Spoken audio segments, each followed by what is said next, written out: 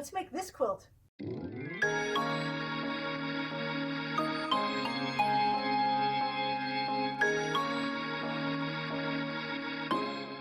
Hi, I'm Donna Jordan from Jordan Fabrics. Today I'm going to be showing you how to make a quilt called Harvest. It's a really fun pattern from Cozy Quilt Designs, and it's made with 2.5-inch strips. Now, I already made this one time and I've got it hanging up here. So it's made with one block, which is made up of 4 sections of the same block. So it's like a one-block wonder, which makes it really easy to make.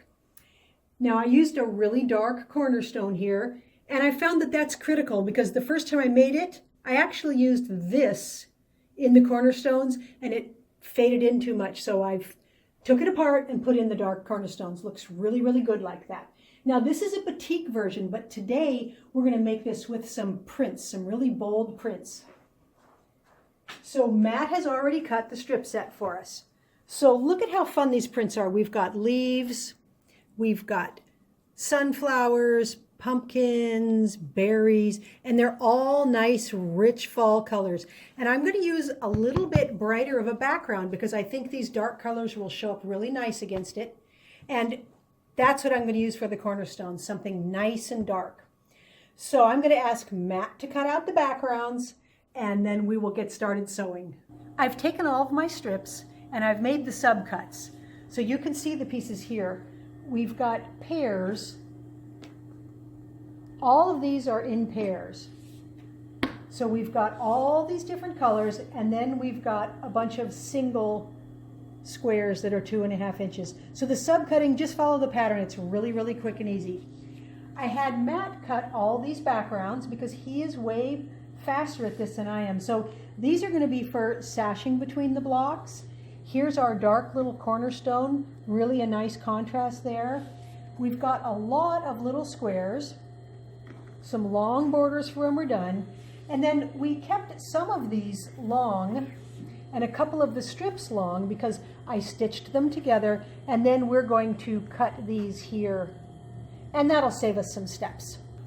I went ahead and stitched up one of the blocks. Whenever I make a quilt, I like to make one of the blocks first so I can get a good idea of how the construction is going to work, what pieces are going to fit where.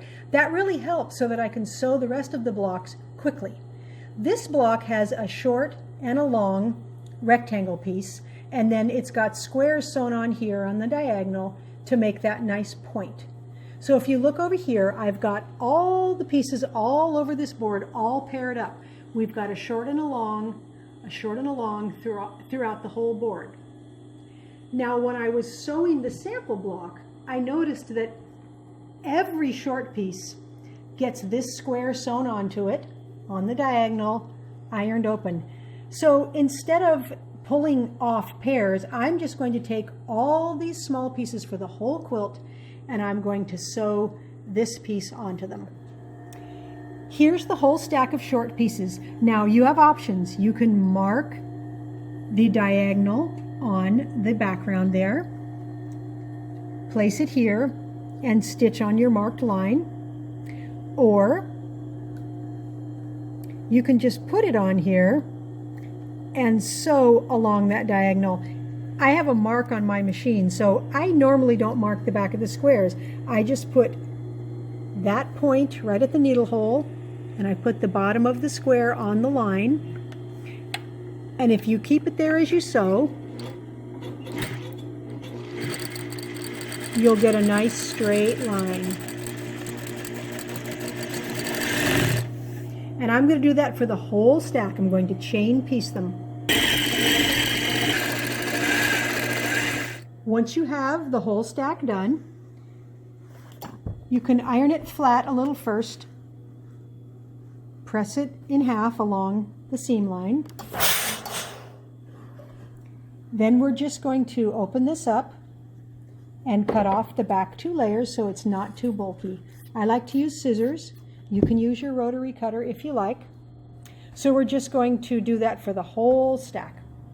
Now that we have all of these pieces done, notice they go here and here. It's just the same piece.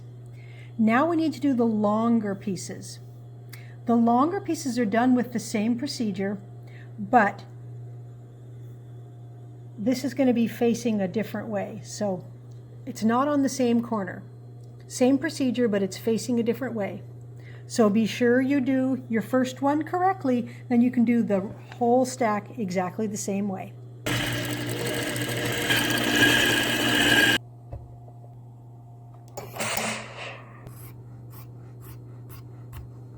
The next piece we need is this unit right here, which is this here, and I'll show you how we get these. We took 2.5-inch strips and I stitched it together and ironed it, and now we're just going to cut it the other way.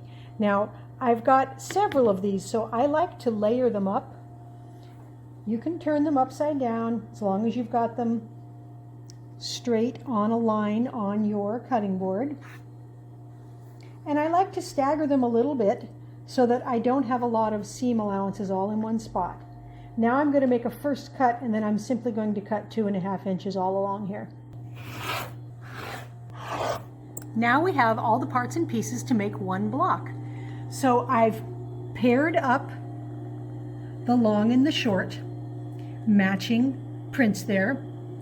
So we're going to sew this to this, that one, and that one. We're going to sew these blocks onto the end of those guys, then that'll go there and that'll go there.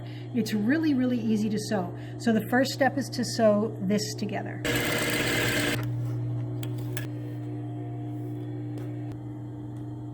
Now we're going to put this short piece on here.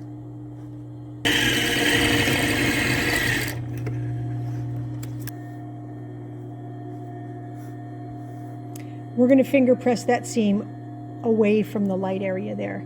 Now the next piece, I'm going to put this back up here so I can make sure I grab the next piece. That's next. So this is going to go right there.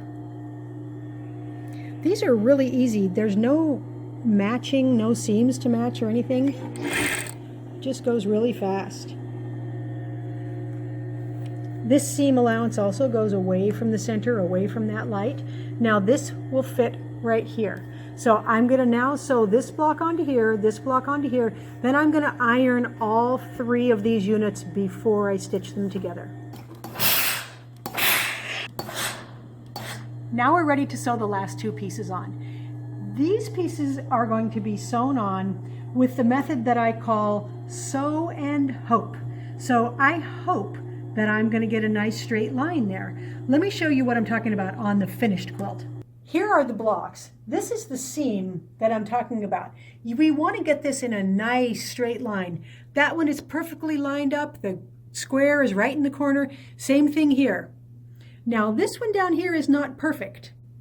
When I made this quilt, I did not even look to see if they were matched up.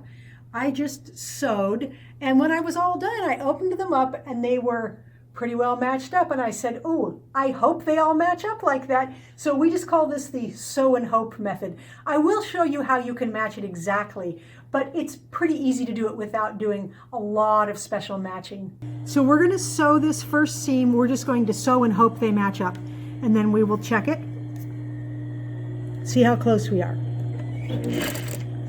I'm going to use a careful 1/4-inch seam, and I'm going to stitch. I don't know if you can see the threads very well here, but right where they intersect, that's where we want to stitch, right there. And we're going to hope that the lines will line up when we open the seam after we stitch it.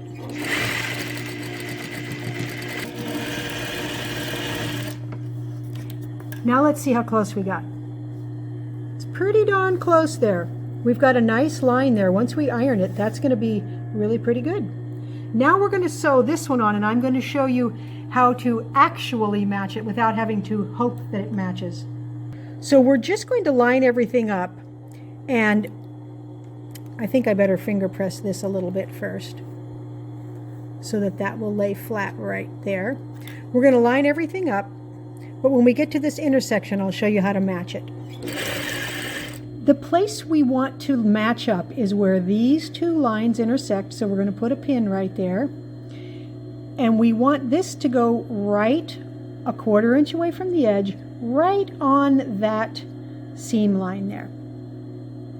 So I'm just going to hold that in place with a pin, and I'm going to stitch toward it. And I'm going to take it out right before I get to it. And that should make those line up perfectly. That's a little bit better there.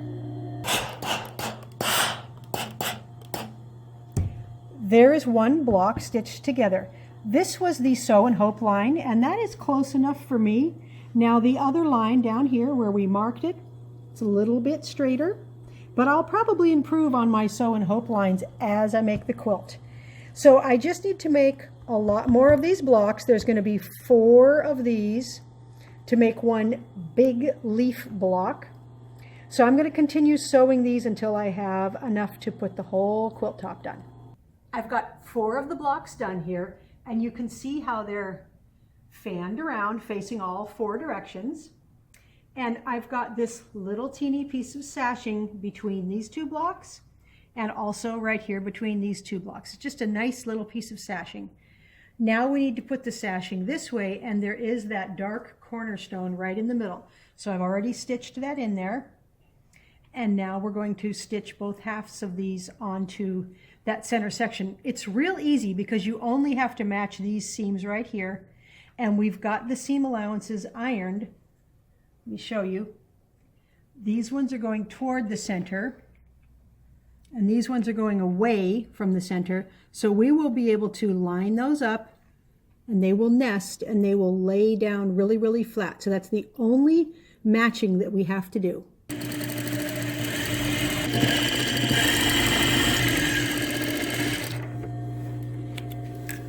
Now I'm not going to press this at all right now.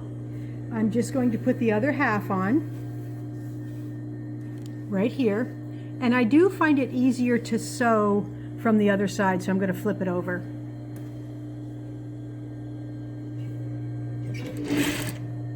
So all I have to do is match right here, and the seams are all nested, so it's real easy to get that matched up. You can feel it with your fingers if you pinch it right there. I like to iron this from the back first.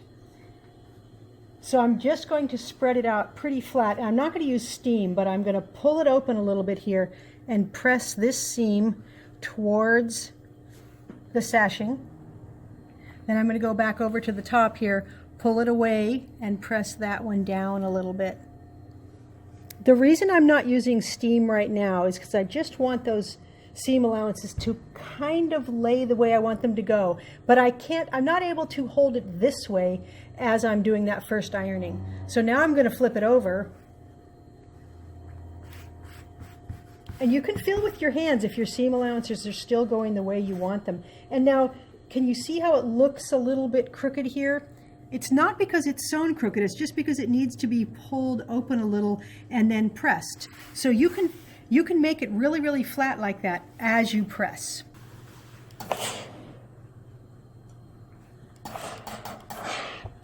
I've got all of the big blocks done. I made 12 of these big blocks.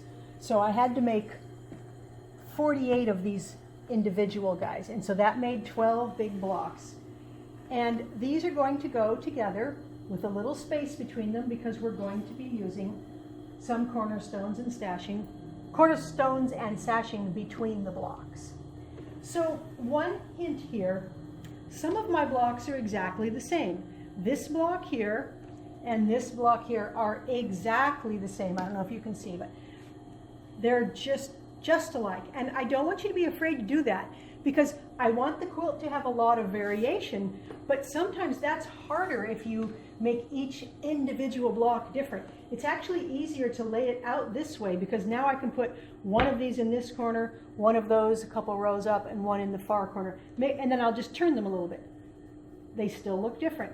So we've got just a beautiful array of blocks here. Now we are going to put cornerstones and sashing between these blocks and between these blocks here. But every time we come to this large light section here, we're going to not put a dark cornerstone there because it breaks the pattern up too much. Let me show you what that looks like on the big quilt. Here's the cornerstones and sashing that I was talking about. So we've got this cornerstone here between these 2 big blocks.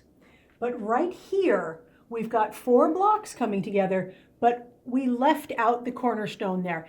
You could put it in if you like, but it will break it up a little, and I like that nice light area. And that's what the pattern calls for. No cornerstone right there. So we're going to have some longer pieces of the sashing that go right here. I made a bunch of these units, and these are going to go between the squares. So I'm going to put these all like this. I'll grab a couple just so you can see what I'm doing. They're going to go like this. Then I made a long unit that's going to go here. And this is the one with the long pieces. So this is going to fit right in here. And then this is where there's no cornerstone. So it's pretty easy to do, but the quilt just looks a lot better when you do not have anything breaking up that real light part there. So I'm going to stitch all of this stuff together. Then I'm going to put a couple of borders on. I'm going to do a light border, a skinny little dark border, and then I'm going to pick one of these fancy prints for about a 6-inch outside border, and I think that'll look really, really good. I finished the quilt. I've got it hanging up in our new store, which is not quite finished yet, but has a lot of blank walls for me to hang stuff up on. Turned out really nice. Now, Cozy Quilts says this is a twin size, but it's 71 by 92. It's quite large. I really like the blue in here. It gives it a nice pop. So here's one of the big squares. But we're really making just this square over and over and over again. Here's those nice cornerstones, nice and dark, and here's where we did not use the cornerstone, so you have that nice light area.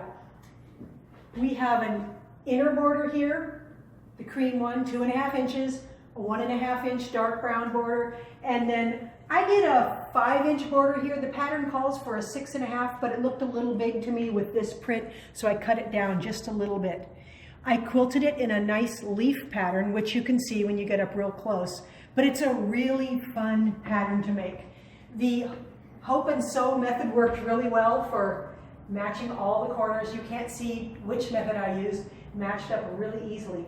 Now, this one turned out so nice that Matt said he would cut a new batik one. So around the corner here, follow me over here, we've recut this in batiks. So this is the harvest color, very similar to that first quilt I showed you, but we've got this available in a bundle now that Matt pre-cut all these strips on. So these are all batiks. Even the background, it's the buttercream 1895 from Hoffman. Now here I used the dark brown cornerstones, but I used a gold border. I thought that looked really nice with this big print here. Thanks for watching our tutorial today. If you'd like to see the latest things that we're working on, then sign up to be on our email list. I'll put a link in the description below. Happy quilting!